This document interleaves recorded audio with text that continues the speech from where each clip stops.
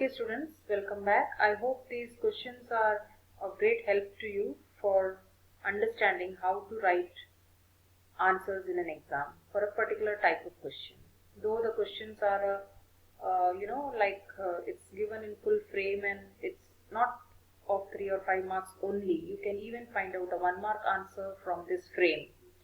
So I start with the first question here in video 3. Name the accessory glands, their location and function in the male reproductive system. We all know, we have discussed earlier, seminal vesicles, prostrate gland. Seminal vesicles are a pair, prostrate gland single but lobulated, and bulbourethral gland, which is also called Cooper's gland, again in pair. Now, where is its location and what is its function? This is a very general question asked. So for that, you just have to understand with the diagram. In the next frame, I'll show you the diagram to understand the location, exact location. But there can be small questions like for less weightage or half marks or 1 marks question, like what are the secretions, what are the contents of the secretion, which is the energy source. All such questions also you can work out once you read this. Okay, so location of seminal vesicles behind urinary bladder, that is what generally we say, but exactly if you say it's between the bladder and the rectum. So in the next frame you will see that position. Okay, function, it contains spermatozoa activating substances like fructose, citrate, inositol, prostaglandins and several proteins. Of this, which is the energy source for sperm? Fructose. Okay, but every names that we have mentioned here has a role, and 60% of the semen is actually from the seminal vesicle, secretions of the seminal vesicle. Remaining 40% is prostate gland secretion plus bulbourethral gland secretion. Now, where is the prostate gland located? It's surrounding the proximal part of the urethra, just where the urethra begins, proximal part. What is its secretion? An alkaline secretion. What is the function of that alkaline secretion? It neutralizes the acidity of that urine passage. Okay, because urine passage, whether it is in the penis, like urethra of the male or the vagina of the female, it's quite acidic. So that has to be neutralized. So the alkaline secretion neutralizes it. A pair of bulbourethral gland called Cooper's gland, where again below the prostate gland on either side of the urethra. Function, it gives a clear mucus which acts as a lubricant for lubrication during coitus. Okay. Now here this is to adjust the vaginal pH. That is why it is alkaline. This alkaline secretion's role is to adjust the vaginal pH. Now see the picture here to exactly know the position. Seminal vesicles you see on either side. Actually it is, if you see the exact position of seminal vesicle, this is front view, so you don't understand. Here you see it's between the bladder and the rectum. Okay, exact position is that. Where is the prostate gland? It is where the urethra begins. Bladder, then urethra. So at the beginning of the urethra, it is there as a lobulated structure. And bulbourethral gland, again in pair, just where the prostate gland ends, slightly below it on either side. So that is the bulbourethral gland. So position you can remember once you see the picture actually. Okay. Now what is the external opening of the penis called? It is called urethral meatus. This can be a multiple choice question or a 1 mark question. What is semen? The secretions of all the glands, sexual glands of males containing the spermatozoa. That means secretions along with the spermatozoa is the semen. So this is a standard definition. What is the pH of semen? It is 7.2 to 7.8. That is the range it goes. Now, how does the sperm attain maturity and motility? All these secretions from the epididymis, vas deferens, seminal vesicles and prostate gland, they all together make the sperm mature and highly motile. See, here we have not mentioned bulbourethral gland because it has secretions for lubrication. That has nothing to do with the motility of the sperm. What is the normal ejaculation in a single coitus? That means in a single coitus means how much of sperms are there in one ejaculation during copulation. So 200 to 300 million sperms is the average that we take. but it can go to a lower range. Some books you may find it even from 40 million, some books you may see 500 million, but this is the average count. Okay. Now, what is the difference in vas efferentia and vas differentia? See this picture, we have done it earlier in one of the questions, but then differences. Vasa efferentia, you can see just where reti testis ends and it's leaving the testis. So vasa efferentia extends from reti testis to the epididymis beginning part, that is the head part called caput epididymis. Whereas vasa differentia extends from the tail part of the epididymis. Epididymis has three portions: caput, corpora and cauda. So that is the tail part. So there vasa differentia begins. Okay, and it goes to the prostrate gland. It takes a turn on the ureters when it enters the abdomen, and then it comes near to the prostrate gland where it enters as ejaculatory duct. So till there it is. Vasa efferentia conducts sperm definitely from reti testis to epididymis, and vasa differentia conducts sperm from epididymis to the prostrate, till the prostrate gland. Then it is called ejaculatory gland, so we have written till prostrate gland. What is the different phases of spermatogenesis? This is one important topic. We have already discussed in video 2, the question number 2 discusses the schematic explanation of spermatogenesis. We have done it, but then something that we missed out as the main terms used here, that we will discuss here. So different phases, when you say, you have to start with the main phase spermatocytogenesis, then spermiogenesis, then spermiation. All this together is under the umbrella term spermatogenesis. Now, what exactly is spermatogenesis? We have discussed in that schematic diagram in the previous video. So, what is it? Stem cells divide. What are the stem cells here? Those cells which are lining the basal lamina, those are the stem cells. So, they start dividing, they multiply in number and produce two types of cell population. Population A and population B. So, to produce a population of cells, first they are dividing to replace themselves. That means whenever the stem cells divide, they form population of cells which are going to replace themselves. That means they have to maintain the population of stem cells also.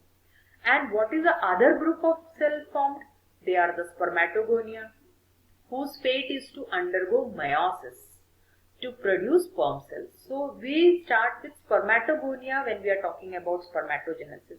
The other 50% cells are actually maintaining those stem cells, because all the life of the male, this process should go on. So stem cells should be there.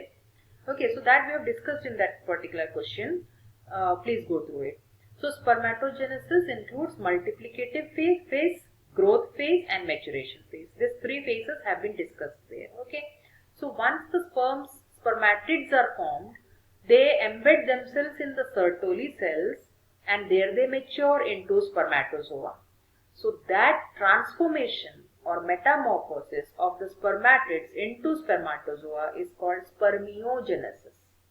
And then the spermatozoa are released from the Sertoli cells into the cavity, into the lumen of the seminiferous tubules, and the tubes conduct it further through those via those accessory ducts. So that is called spermiation. So these three terms should be very clear. This particular phase has been discussed earlier with the same diagram and the schematic representation. So please go through it. Draw the structure of a mature human sperm. This is a very general question and write its function, but then it can be expected that questions can be in a different manner. So we'll cover it up here. This is the same picture given in your NCERT book with all the parts labeled. Plasma membrane, acrosome, nucleus is an elongated shape. Nucleus is quite elongated and big, haploid, but haploid of course, it's a gamete. Chromosomal material is there inside it. Then a small constriction you can see, that is the neck. Then the whole middle piece with mitochondria, which is the energy source, because the tail lashes, it requires a lot of energy to cause that movement of the sperm. Okay, so we'll take one by one. See, list its parts and write their functions. Not necessarily that all the time exams the questions would be like list all the parts and functions. It may be 1 or 2 or 3 maybe, but then it can also be some particular part they are asking and you just have to answer that particular part. Okay. So plasma membrane envelops the whole body of the sperm. The entire covering is the plasma membrane. Head contains the nucleus, surrounded by a very thin layer of cytoplasm. This is very important.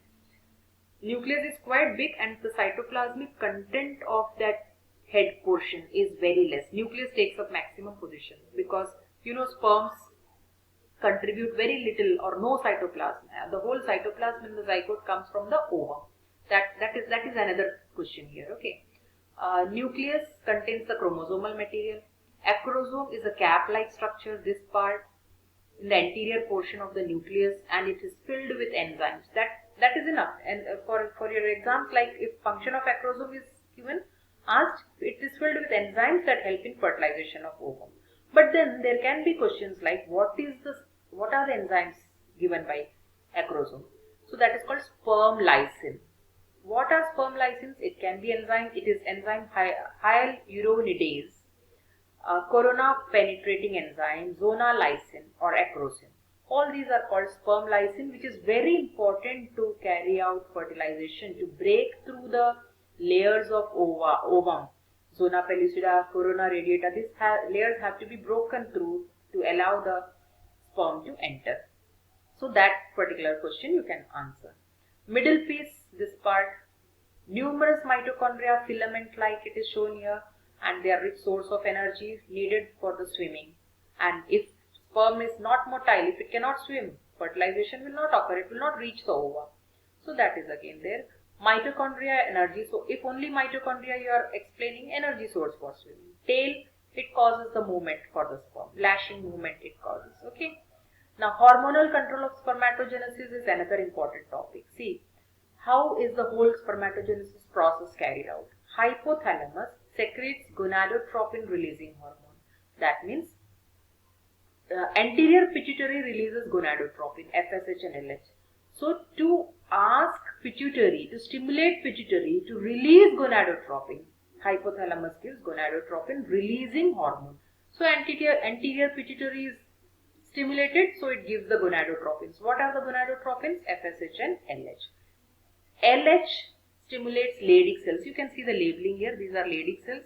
This pyramidal shape are Sertoli cells, and the whole seminiferous tubules are there. The white cells shown here are the spermatogonia.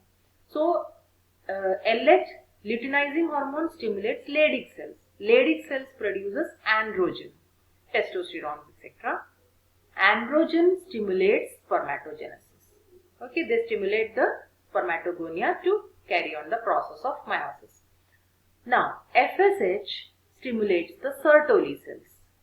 Sertoli cells produce certain factors. They secrete certain factors like androgen binding proteins, which is again very necessary to carry this androgen and concentrate them inside.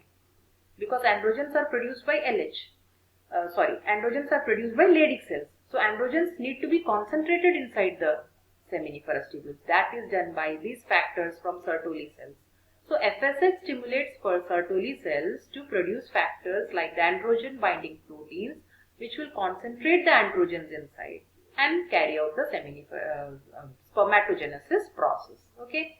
Now it also gives out inhibin, because if there is enough androgen and the process is carried out well, there is a negative feedback given to reduce the secretions. So this is how the whole hormonal system works for spermatogenesis.